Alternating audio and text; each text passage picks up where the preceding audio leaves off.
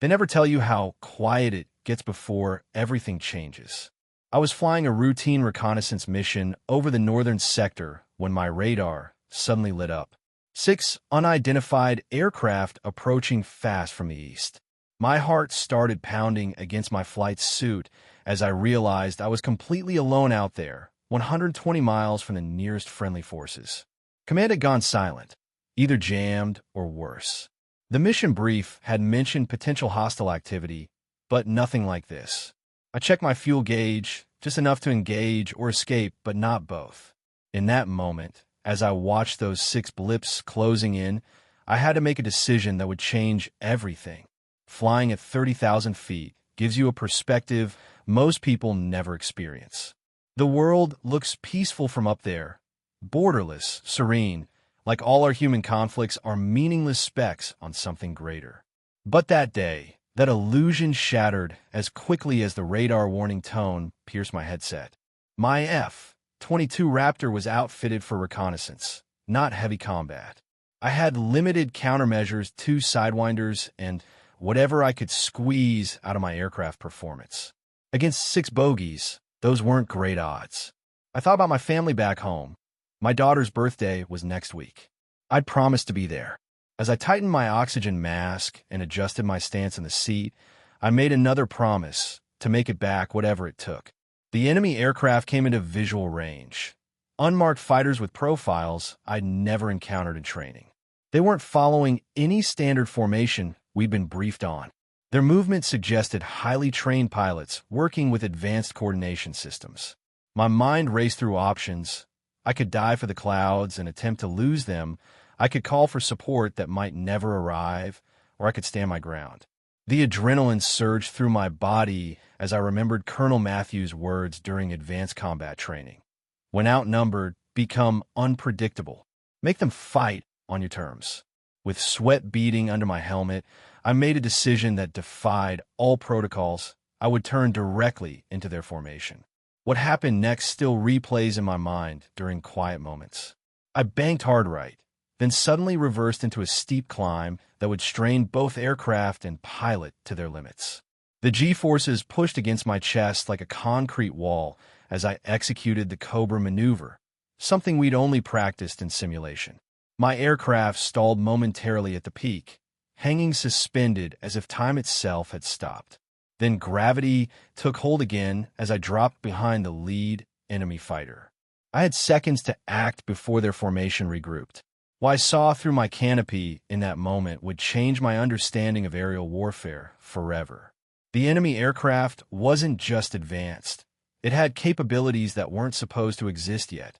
And what came next would test everything I'd ever learned about survival. The enemy lead aircraft had a stealth profile unlike anything in our intelligence briefings. Its surface appeared to absorb radar waves completely, technology we'd only theorized about in classified research programs. As I positioned for a lock, my targeting system failed to acquire. Nothing on my instruments could detect it properly, yet there it was right in front of me. I relied on visual tracking instead, an old-school technique from training days that most pilots rarely practiced anymore. With my thumb steady on the weapon's release, I waited for the perfect alignment. When a moment came, I launched my first Sidewinder and immediately executed a defensive roll, knowing I'd just kicked the hornet's nest. The missile detonated, but not as expected. Instead of a direct hit, it exploded several meters from the target, as if deflected by an invisible shield. The enemy formation broke apart instantly, executing maneuvers that defied normal G-force tolerances. 3 fighters peeled right, 2 went left, while the lead aircraft climbed vertically at a rate that shouldn't have been possible. My warning system screamed as multiple locks targeted my position. I pushed my throttle to maximum afterburner and dove toward the cloud cover 10,000 feet below. My aircraft shuddered violently as I pushed it beyond recommended stress limits. Combat training teaches you to maintain situational awareness, but nothing prepares you for the primal fear that floods your system when 6 predators are hunting you across open sky. Communications remained dead as I weaved through cloud layers, using them as temporary visual cover. I needed to separate the enemy formation, create confusion, make them hesitate. At this point, survival meant outsmarting rather than outgunning them. I remembered an old canyon we'd mapped during previous missions, a narrow passage with extreme radar shadow and dangerous crosswinds that local pilots called the Widow's Run. No sane pilot would follow another through there, especially without terrain familiarity. As I banked hard toward those coordinates, my fuel warning light blinked on. The math was simple and devastating. I couldn't outrun them, and I couldn't reach friendly airspace. My only option was to make a stand where I might have some advantage. The canyon appeared on the horizon, its jagged walls rising like stone titans from the earth. As I descended toward the entrance, my radar showed 4 hostiles still in pursuit. 2 had split off, perhaps anticipating my route. I cut my afterburner to preserve fuel and dropped altitude until I was dangerously close to the canyon floor. The walls narrowed as I penetrated deeper, forcing me to fly at angles that left mere feet between my wingtips and solid rock. Every instinct screamed against flying this low, this fast through such tight confines. But what I discovered as I rounded the third bend stopped my breath entirely. Hidden in an alcove where our reconnaissance had shown nothing was what appeared to be a small, unmarked airstrip.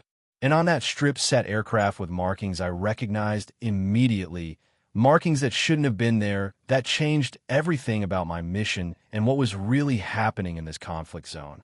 The unmarked airstrip held 3 advanced fighters identical to those pursuing me, but with one crucial difference. They bore maintenance markings from our own Special Projects Division. My mind raced to process what this meant. These weren't enemy aircraft. They were ours, or at least they had been. Someone had taken our most advanced technology and turned it against us. I quickly snapped photos using my helmet's integrated camera system, evidence that would shake the foundation of everything we believed about this conflict. The pursuit craft were closing fast, leaving me little time to dwell on my discovery. I had to survive to deliver this intelligence, and that meant turning the tables on my hunters. Years of simulator training had prepared me for combat against known adversaries, but these aircraft moved differently. Their thrust vectoring systems allowed pivots and reversals that exceeded our performance models. As I accelerated back into the canyon system, I realized I needed to use the environment against them. The narrow passages created turbulence patterns that disrupted precision flying.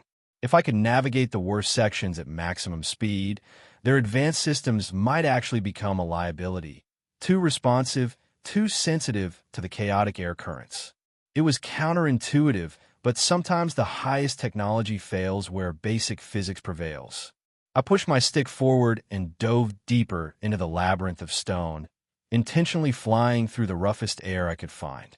My gamble paid off when the canyon walls echoed with the sound of an explosion behind me. One down, but still outnumbered. The remaining pursuers had split up, trying to trap me between them. My fuel situation had become critical. 5 minutes of normal flight remained, less if I continued using afterburner. I needed to end this quickly. The canyon widened ahead into a bowl-shaped valley with multiple exits. Perfect for what I had planned. I cut power and deployed air brakes, an old dogfighting trick called the rope-a-dope. The sudden deceleration caused the fighter behind me to overshoot. As he flashed above my canopy, I caught a glimpse of the pilot, and the insignia on his flight suit froze my blood. It wasn't foreign at all, but bore the markings of our own elite Black Operations Division. The implications were staggering. I wasn't fighting some unknown enemy. I was being hunted by our own shadow program. Someone had authorized my elimination to prevent me from witnessing the airfield. This wasn't just about surviving anymore. It was about exposing a betrayal at the highest levels. As I re-engaged my engines and locked onto the overshot fighter, I made a decision that would haunt me forever. I fired my last missile at a pilot who, under different circumstances, I might have shared a meal with back at base. The explosion illuminated the valley as I accelerated toward the eastern exit, the path that would take me closest to friendly territory. But what waited for me beyond the canyon walls would challenge everything I thought I knew about loyalty and duty. Breaking free from the canyon, I faced open skies again, and the remaining 3 pursuers converging on my position. My fuel reserve had dropped to emergency levels. My weapons systems were depleted, and my engines were running hot from the sustained high-performance demands. The odds of surviving seemed impossible, but pilots like me aren't trained to accept defeat. We're trained to innovate when conventional options fail. I activated my emergency transponder, a calculated risk that would broadcast my identity to everyone in range, including any legitimate friendly forces. If this was truly a rogue operation, they wouldn't want witnesses. Over the supposedly jammed frequencies, I clearly announced, Raptor 7 under attack by friendly marked aircraft, documenting war crimes at coordinates 34-20-15. It was a bluff, but one that might make them hesitate. The effect was immediate. 2 of the pursuing aircraft broke off their attack vector, clearly concerned about witnesses to whatever was happening. The remaining fighter pressed forward, more determined than ever. This told me everything. This wasn't a sanctioned operation with full backing. It was compartmentalized, with only certain elements involved.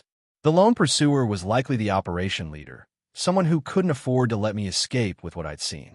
With minimal fuel and no missiles, I had one desperate option left: direct confrontation. I banked hard and flew straight at my attacker, closing distance at combined speeds approaching Mach 2. It's all a game of chicken on the ground. In the air, at these speeds, it's practically suicide for both parties. At the last possible second, I rolled inverted and pulled the stick hard into my stomach, diving beneath his flight path with mere feet of clearance. The maneuver subjected my body to forces that threatened consciousness, darkening my vision as blood rushed from my brain. Fighting to stay awake, I felt rather than saw the enemy aircraft pass overhead. The sonic boom and turbulence hammered my fighter like a giant's fist. As my vision returned, I caught the critical moment in my mirrors. My pursuer, committed to the intercept, couldn't match my extreme maneuver. His aircraft strained to pull up, but physics is an unforgiving master. The fighter impacted the mountain ridge ahead, erupting into a fireball that scarred the landscape. There's no satisfaction in watching another pilot die, even an adversary. In that moment, I felt only the hollow weight of necessary survival. With the immediate threat eliminated, I nursed my damaged aircraft toward friendly airspace on fumes. My communication systems crackled to life as I crossed the border. Someone had been selectively jamming me, and now they'd stopped. Multiple voices crowded the channel, demanding identification and status reports. I responded with minimal information, unsure who I could trust after what I'd witnessed. When I finally touched down at the emergency airfield, armed security forces surrounded my aircraft immediately.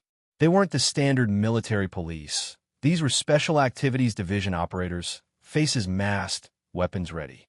As the canopy opened, a senior officer approached. "Captain," he said grimly, "you've stumbled into something beyond your clearance. What happens next depends entirely on your understanding of national security." As I removed my helmet, I realized my true battle wasn't in the skies. It had only just begun. The debriefing room was unlike any I'd experienced before. No windows, no recording devices, just a metal table, 3 chairs, and a senior intelligence officer who introduced himself simply as Carter. He didn't look like the typical brass. His suit was civilian, his demeanor cold and calculating. "The aircraft you encountered were part of Operation Silent Vector," he stated flatly, testing my reaction. "A need-to-know program you weren't authorized to discover." I placed my helmet on the table, the integrated camera facing him deliberately. "I need to know now," I replied, "because I've recorded everything."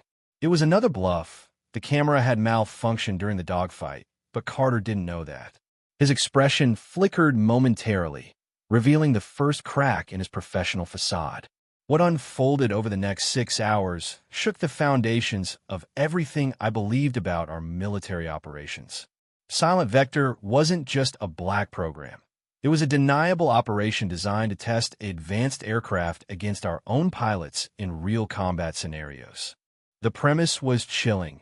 To ensure air superiority, they needed to train against the best without restraint, without rules, using live ammunition and accepting acceptable losses. The pilots pursuing me weren't traitors, but specially selected operators who believed they were testing next-generation systems against simulated enemy tactics. They had no idea I was a regular service pilot on a routine mission who had stumbled into their testing ground.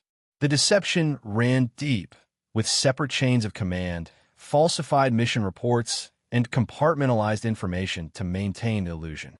The unmarked airstrip I discovered was the operational hub for Silent Vector, purposely placed in contested territory where unusual air activity wouldn't raise alarms.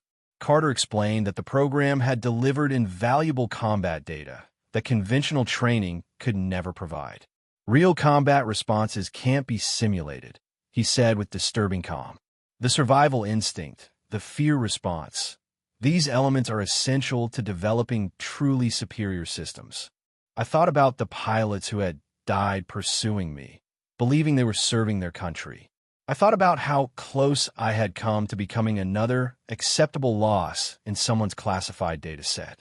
The anger built inside me like a physical pressure, but I maintained my composure, knowing that showing emotion would only weaken my position. "What happens now?" I asked, maintaining eye contact with Carter. His answer was precisely what I'd feared. "You'll be reassigned to Silent Vector effective immediately. Your combat performance today was impressive. We've been watching you for some time." The implication was clear. Either I joined their program willingly, or I'd be silenced by other means. I nodded slowly, appearing to accept the inevitable while my mind raced through possibilities. I needed time and allies if I was going to expose this operation. "I'll need 48 hours to get my affairs in order," I said, watching his reaction carefully. Carter studied me for a long moment before nodding. "Acceptable. But understand this, you're being monitored. Any attempt to communicate what you've learned will have immediate consequences." As I left the room under armed escort, I realized I had entered a shadow war more dangerous than any aerial combat. Because this time, I couldn't even identify who the true enemy was. They placed me under protective custody in officers' quarters that might as well have been a prison cell. Every call would be monitored, every movement tracked. Though they'd returned my personal effects, my phone had been replaced with an identical model.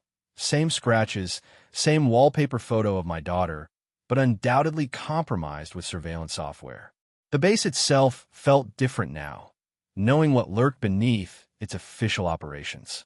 How many other pilots had been recruited into Silent Vector? How many had refused and subsequently disappeared on classified assignments? I lay on my bunk staring at the ceiling, turning over options that all seemed to lead to dead ends. Then I remembered something from my early training. Sometimes the best path through a defense system is directly through its expected blind spot. At precisely 0200 hours, I followed the memorized emergency protocols we all learned but never expected to use. The contingency plan for compromised command structures. In the officer's bathroom, I removed the ceiling panel exactly 3 tiles from the north wall, finding the maintenance access panel exactly where training said it would be. Inside was an analog communications set that bypassed digital networks, a relic from the Cold War, maintained for just such situations. With fingers that remained surprisingly steady, I connected to a specific frequency and transmitted the authentication code that hadn't changed in 20 years. When the acknowledgement came, I spoke just 5 words, broken arrow, presidential eyes only. It was the highest emergency protocol, designed to reach the commander-in-chief directly in cases of imminent nuclear threat or catastrophic chain of command failure. What followed was the longest 4 hours of my life. I returned everything to its place and went back to bed, knowing that I'd either saved lives or signed my own death warrant. At 0607, the door to my quarters burst open. I was zip-tied, black-bagged, and transported in silence. When the bag was removed, I found myself in a secure conference room deep within the Pentagon. Across the table sat the Joint Chiefs, the Secretary of Defense, and a presidential liaison. The atmosphere was tense enough to cut with a knife. "Captain," began the chairman, "we've spent the last 3 hours verifying your claims against classified records. Silent Vector was never authorized at the executive level. His eyes revealed a mixture of fury and grave concern. "We need your complete testimony, every detail you can recall." For the next 2 days, I relived every moment of my encounter while intelligence teams dismantled Silent Vector's operation. We discovered the program had expanded far beyond its original scope, becoming a rogue element answering to private interests with connections to defense contractors. Carter wasn't even intelligence. He was a corporate liaison masquerading as military authority. The unmarked airstrip was being used to test technologies that had been deemed too dangerous for conventional development, using pilots who believed they were serving their country. The aircraft I'd encountered represented billions in unauthorized research, funded through black budgets and falsified appropriations. As the web unraveled, the true scope of the conspiracy proved far larger than anyone had anticipated. High-ranking officials were implicated, resignations were tendered, and special prosecutors appointed. But even as justice began its slow march, I couldn't shake the memory of those pilots pursuing me, patriots who died never knowing they'd been betrayed by the very system they'd sworn to defend. The shadows of Silent Vector still haunt our military aviation community today. What began as one pilot's fight for survival revealed corruption that had infiltrated the highest levels of defense procurement and operations. The technologies developed through that program have since been properly vetted, with appropriate oversight and safety protocols, ultimately strengthening our air capabilities. But at what cost? How many lives were sacrificed on the altar of deniability and expedience? The courage to question orders that seem wrong, to stand against corruption even when it wears friendly colors. These remain the true tests of military honor. For those of you who've served, you understand the sacred trust placed in our chain of command. For civilians watching, know that the system, though imperfect, ultimately corrected itself because individuals chose integrity over self-preservation. The most important battles aren't always fought against external enemies, but sometimes within our own institutions. Have you ever faced a situation where doing what's right meant standing alone? How would you respond if following orders meant betraying your deeper principles? This story reminds us that true heroism often happens far from the battlefield, in quiet moments of moral choice that no one may ever witness. The next time you see a military aircraft overhead, remember that beyond the technology and firepower sits a human being making decisions that might one day change history. Our strength as a nation depends not just on our military might, but on the moral courage of those who wield it. If this story moved you, if it made you think differently about the complexities our service members face, hit that subscribe button and activate notifications. We'll continue bringing you the hidden stories behind military operations, the human elements that official reports often overlook, and the moral dimensions of modern warfare. Your support allows us to keep uncovering these crucial narratives that might otherwise remain classified. Until next time, this is Military Aviation Insights, going beyond the headlines to the heart of service.